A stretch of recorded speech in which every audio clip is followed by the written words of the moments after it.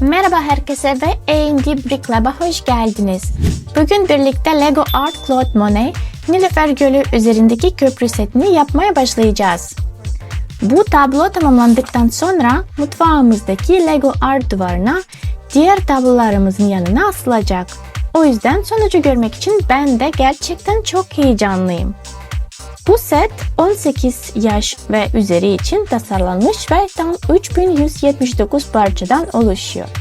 Ayrıca Lego bu seti The Metropolitan Museum of Art ile yaptığı özel işbirliği kapsamında hazırladı. Şimdi kutuyu birlikte açalım ve içinde neler var bakalım. Seti yaparken size bu tablonun hikayesini anlatacağım. Videonun sonunda ise bitmiş modele yakından bakacağız ve bu seti tamamlamın kaç saat sürdüğünü göreceğiz.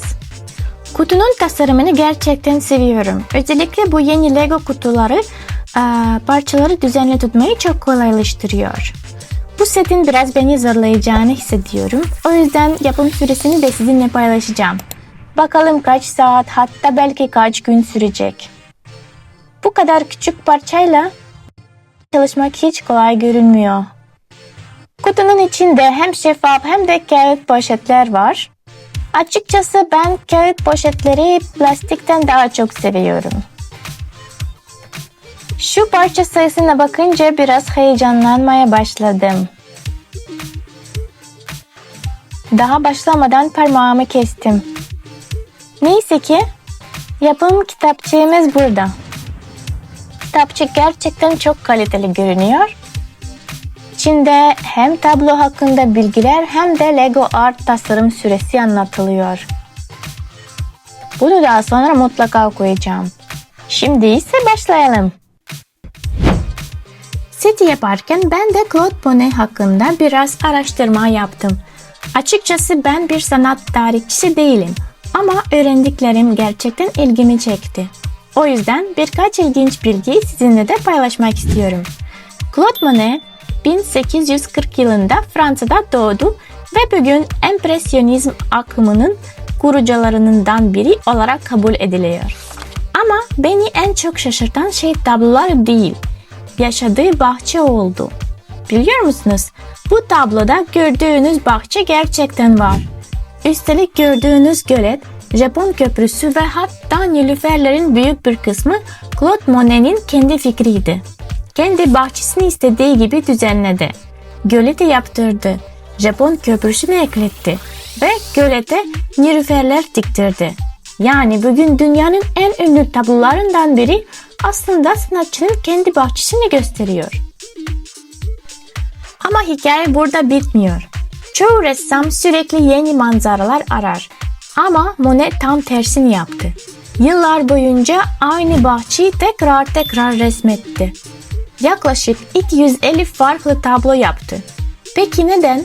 Çünkü onun için önemli olan köprü ya da çiçekler değildi. Önemli olan ışıktı. Sabah ışığı, akşam güneşi, sis, yağmur ve mevsimler. Aynı bahçe her gün bambaşka görünüyordu. İşte Empresyonizmin temel fikri de buydu.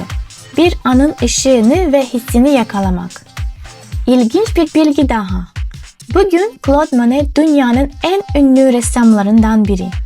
Ama kariyerinin başında birçok kişi onun resimlerini beğenmiyordu. Hatta Empresyonizm ismi bile ilk kez Monet'in Impression Gün Doğumu adlı tablosuyla alay etmek için kullanıldı. Kimse bu tabloların yıllar sonra sanat tarihini değiştireceğini tahmin etmiyordu.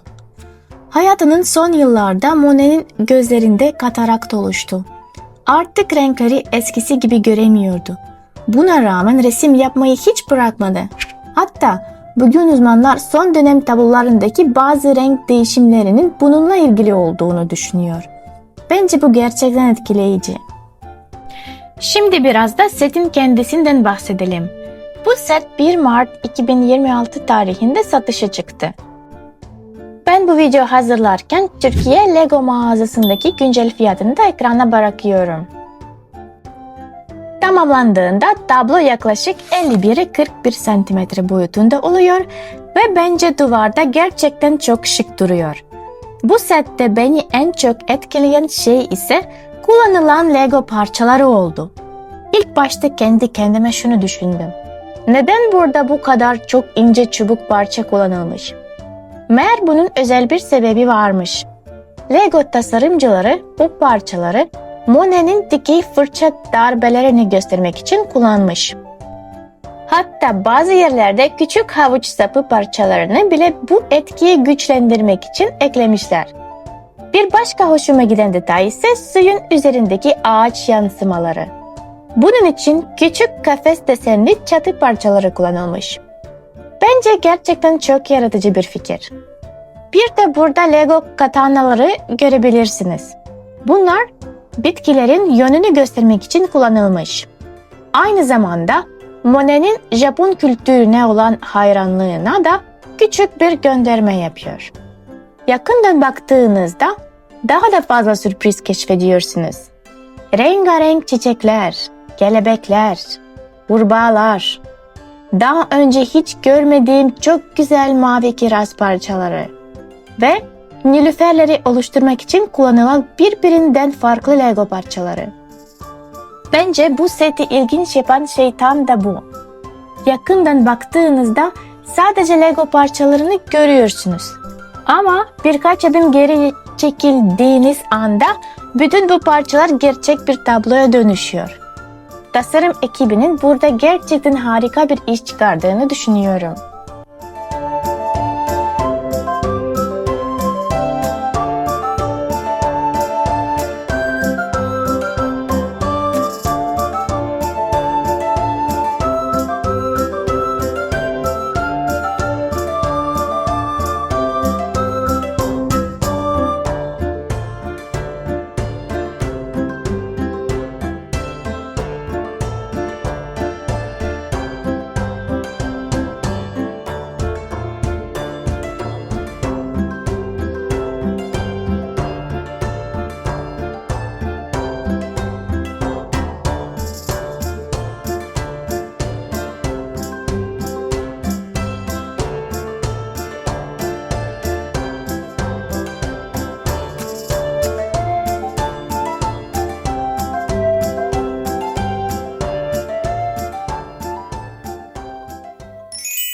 Ve sonunda bitti. Bu seti tamamlamam toplamda yaklaşık 7 saat sürdü. Açıkçası daha uzun süreceğini düşünüyordum ama zamanın büyük bir kısmı çekim yapmakla geçti. Eğer hafta sonu sabah erkenden başlayıp sadece sete odaklanırsanız bence bu modeli tek günde rahatlıkla bitirebilirsiniz. Ben ise çekimler nedeniyle seti 4 güne yaydım. Bu yüzden uzun sürmesine rağmen bana hiç zor gelmedi. Aksine yapım sürecinden gerçekten keyif aldım.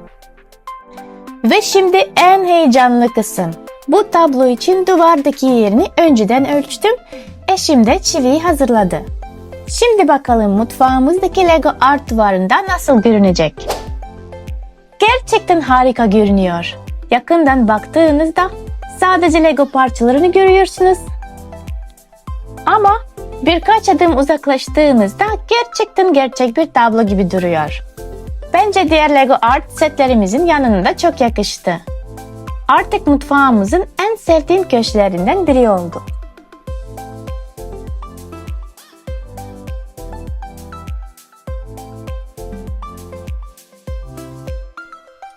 Ve bitti. Tablomuzu biz duvara astık ve ben gerçekten çok beğendim. Eşim de çok beğendi. Bence bu bütün art setlerin arasında en çok detaylı set olabilir. Gerçekten çok inanılmaz detay var. Toz silmek kabus olabilir ama çok güzel görünüyor ve çok şık. Ve ben çok bunu da beğendim. Bu tablonun çerçeve rengisi açık olduğunu ve bizim evimize çok uyumlu ve bence her evine çok uyumlu olabilir. Bunu da çok beğendim. Peki siz ne düşünüyorsunuz? Bunu beğendiniz mi? Siz olsaydınız evinizde duvara asar mıydınız? Yorumlara mutlaka yazın. Fikirlerinizi çok merak ediyorum. Ve bir sonraki videoda sonunda bu sevimli deniz susamurları yapacağım. Bu seti uzun zaman önce aldık ve bu set bizde çok bekledi. Onu nihayet yapacağız ve tatlılığına beraber bakacağız. Onu kaçırmayın. Video beğendiyseniz beğenmeyi ve kanala abone olmayı unutmayın. Bir sonraki videoda görüşmek üzere. Hoşçakalın ve bay bay.